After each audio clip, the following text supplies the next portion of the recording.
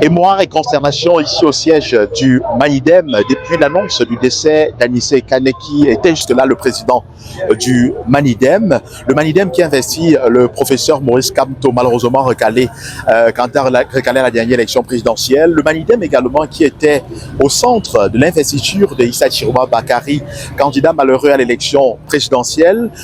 Anissé Kane qui dont a été interpellé le 24 octobre dernier avec son collaborateur Djekam Djameni gardé dans les cellules du CED, le secrétariat général à la défense du côté de Yaoundé.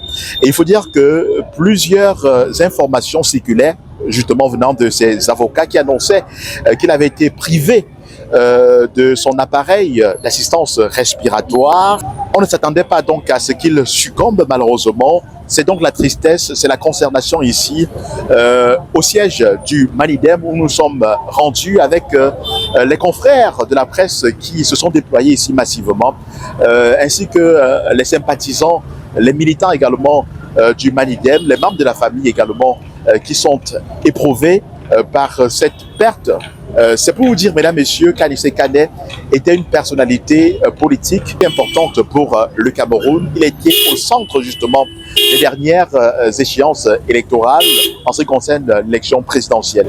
Nous allons donc recueillir quelques réactions des Camerounais qui peuvent être des sympathisants du Manidem ou alors des observateurs de la scène politique et qui suivaient l'actualité du président Anissé Kane.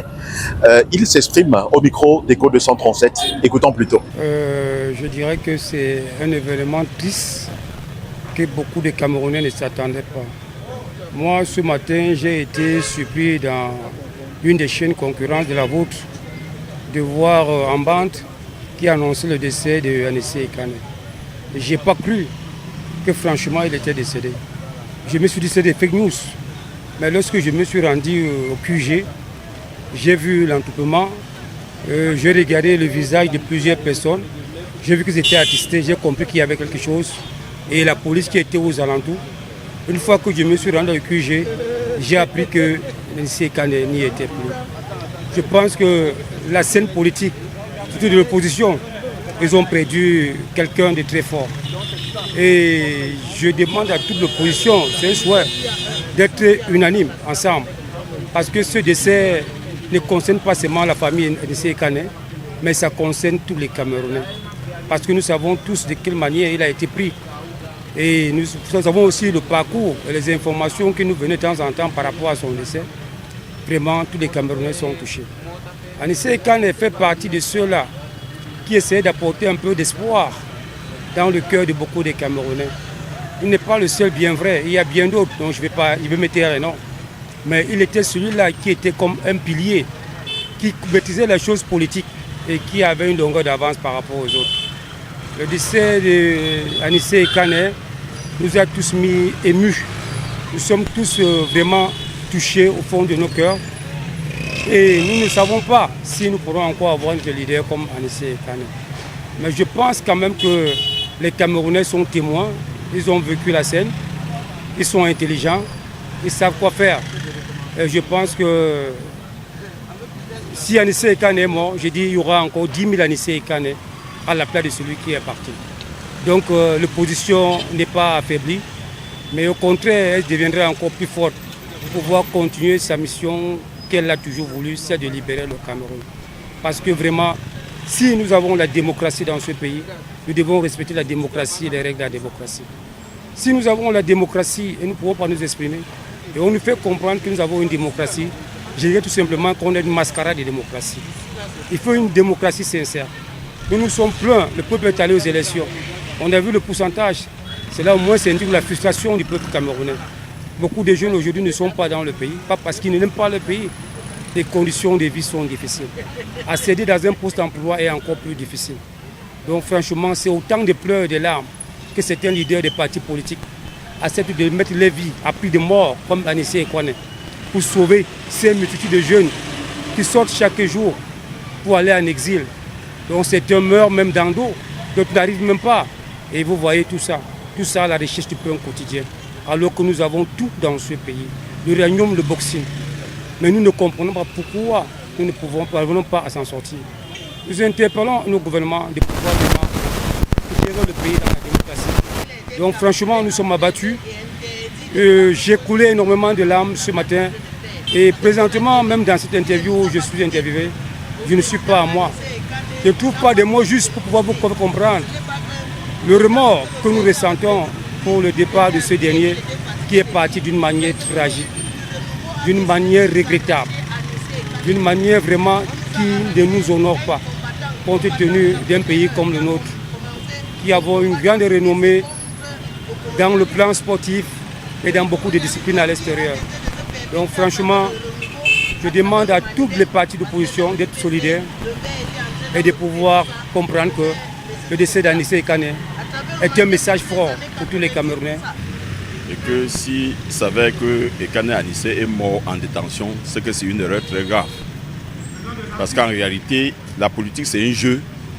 La politique, les autres ne doivent pas profiter de l'appareil de l'État pour écraser leurs opposants. Et en prenant Ekané Anissé, Ekané était malade. Hier, j'ai suivi une émission à Canal 2 où on disait qu'on avait volé son appareil qui l'aidait à respirer. Alors, si on a volé son appareil, ça veut dire qu'on voulait qu'il meure. Et s'il est mort, si c'est vrai qu'il est mort, c'est que ceux qui gouvernent le Cameroun vont porter le cadavre d'Ekané sur leur dos pour ajouter sur d'autres qu'ils ont tués lors de la marche des protestations. J'espère que ce n'est pas vrai. Donc on attend que ceux qui ont kidnappé Ekané confirment qu'effectivement il est mort. Il a été interpellé, mais on a volé son appareil qu'il assistait. On a interpellé Ekané, il a réclamé son appareil n'a pas été remis. C'est dernièrement, je pense que c'est peut-être samedi ou vendredi, que l'avocat Maître Mélie Hippolyte a réclamé ça. C'est là où il a écrit dans les réseaux sociaux et c'est là où le collégion a ordonné qu'on prenne cet appareil pour aller lui. Il peut dire que j'y vais, je n'y vais pas. Parce qu'il ne sait pas trop pourquoi il est là. Il a commis quelle infraction pour se retrouver là-bas. C'est là le problème. Quand on va aux élections, tu es libre de dire que tel a gagné. Parce que pour vous coller n'importe quoi, on peut même aller, on peut même venir chez vous déposer des armes. On dit qu'on a trouvé les armes chez vous. Moi, particulièrement, je me sens plus camerounais. Parce que nous sommes dans un pays que nous ne pouvons pas être. Nous ne pouvons pas être l'adversaire d'un parti politique parce qu'il est au pouvoir. Je ne sais pas pourquoi, mais la disparition d'Anissé Ekané a touché beaucoup de Camerounais.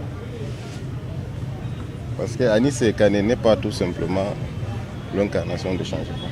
Il est l'espoir de changement. Anissé Ekané, c'est une personne que je dirais pense aux Camerounais avant lui. Il pense d'abord aux Camerounais, puis avant de penser à lui. Donc, pour sa disparition, je prie Allah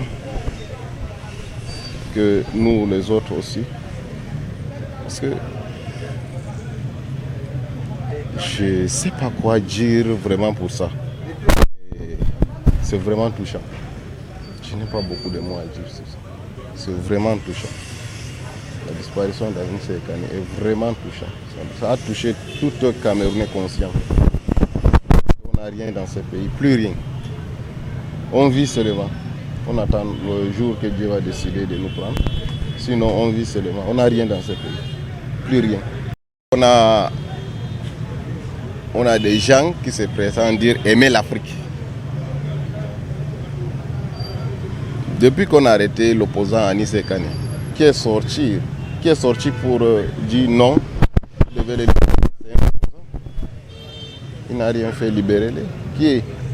La France, l'ONU, qui? Mais personne, on n'a vu personne dehors. Comme la France dit être l'ami de l'Afrique. C'est nous, le Cameroun, on souffre. Anissé Ekané, c'est un nationaliste, l'un des derniers nationalistes qui nous restait encore, leader de la lutte pour le changement, surtout avec l'actualité électorale. Il a œuvré tellement pour que nous puissions arriver au changement tel qu'il a voulu. Vraiment, j'ai été choqué ce matin, étant au bureau, que je me connecte sur Facebook et que j'apprends le décès d'Anissé Ekane. C'est vraiment un choc parce que c'est un grand coup.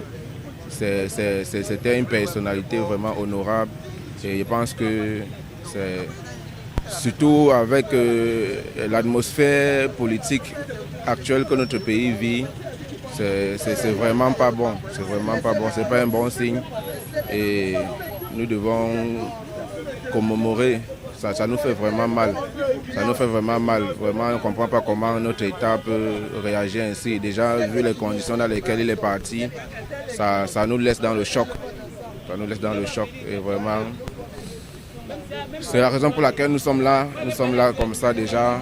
Nous sommes rendus sur le site pour essayer vraiment aussi, comme on le dit, nous sommes en Afrique, nous sommes les Bantous. Saluer quand même et commémorer l'illustre personnage qu'il était. Vraiment, c'est désolant, que ce soit même pour l'image de notre pays, c'est désolant, vu que nous sommes dans un pays démocratique, qu'un leader politique, un leader d'opinion puisse subir un sort pareil pour ses convictions politiques. C'est désolant et on ne peut que déplorer.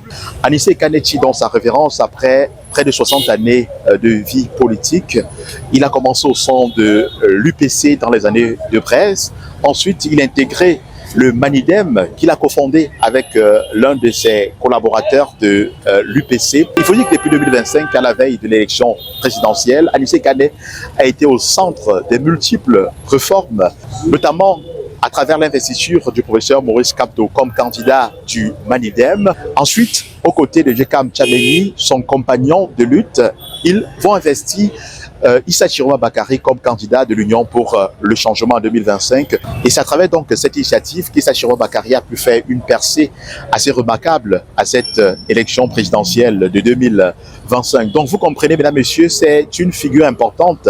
C'est un véritable vieux routier de la scène politique qui vient de tirer sa révérence dans les conditions que tout le monde connaît.